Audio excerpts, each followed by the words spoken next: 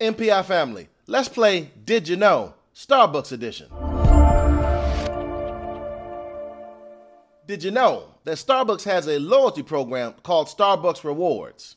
It's quite simple in how it works. You add money to your Starbucks Rewards account via credit card or a Starbucks gift card.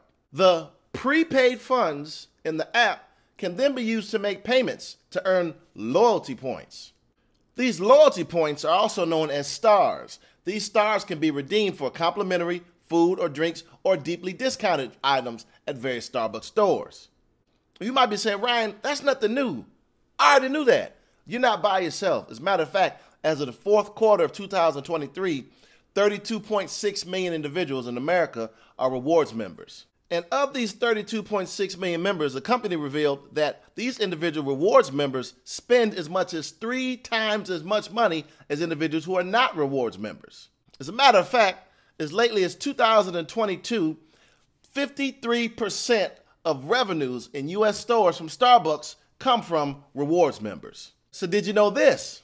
Starbucks is actually operating very similarly to like a bank operates. Just like a bank collects deposits from its customers, the Starbucks Rewards program collects cash from its customers.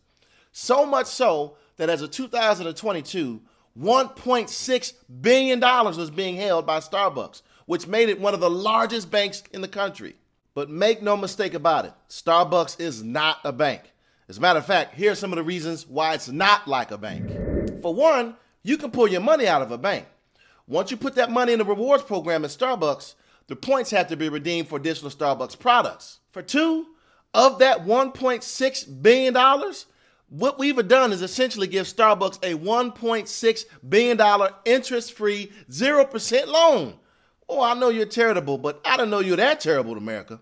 And last, but certainly not least, of that $1.6 billion, almost 10% of those funds go unused. Look at this figure. $164.5 million went unused in 2022. We're essentially just giving the money. Look, I'm not saying don't use Starbucks or not solicit the organization. I might go to Starbucks every once in a while. Not a whole lot. I'm not a big coffee drinker, but I'm not saying don't do it. I'm saying just be mindful of your budget and be mindful of the waste.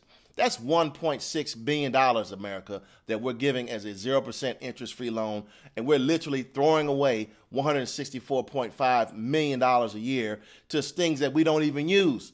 This goes back to our habits and understanding what our habits are and being more mindful of the amount of waste that we have fiscally. So tip number one, understand the purpose of a rewards program. The purpose of the rewards program, just like they said in the conference call, is to make you spend more money.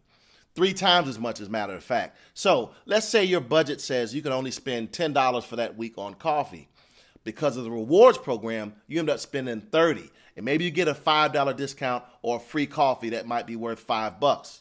Again, you budgeted to spend $10, you spend $30, $5 off, that's net $25 out. You're still spending $15 over what your budget said, and you're allowing the rewards to dictate what you want to spend. So understand the purpose and only spend what your budget says, not what the rewards want you to spend. And when it comes to gift cards, why not just use cash? With cash, you have greater flexibility. You've got no restrictions on what you need to spend the money on. There's no expiration or fees. You can actually personalize cash. If you want to give a gift card as a gift, just give cash and put a little nice note with it and say, this is $5 towards your next coffee. Cash can be easily shared or divided amongst multiple recipients. Cash is accepted in almost every place. You don't have to worry about whether or not the gift card can be used there or not. And lastly, there's no waste with cash. You can always use cash. It's not going to expire and end up being a part of that $164 million gift that we give to Starbucks every single year. Not to mention the amount of money you can save by actually making coffee at home. Check this slide out. Let's compare, shall we? Let's say you're spending about $5 a day on Starbucks coffee versus buying a 39-ounce can of Folgers that you can make at home for about $10. That 39-ounce can of Folgers will make you around 200 cups of coffee at around $0.05 a cup. The savings for each cup of coffee is $4.95. That $4.95 invested daily at an average return of about 8% over 30 years equals $226,000. That's right, folks, $226,000 by just buying Folgers as opposed to spending money every day on Starbucks coffee. I'm not hating on Starbucks, but doggone it, that's a lot of money. Just to be clear, I've got nothing against Starbucks. I've heard they do a lot of great stuff in the community. I've seen them personally, and they treat their employees relatively well. I do have a lot against waste.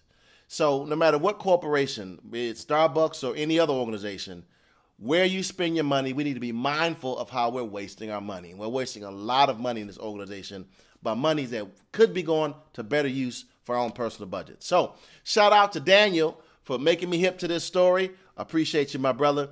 And if anybody has any questions, thoughts, concerns, want to set up money for office hours, send me an email, send me a text. I'm around. Peace.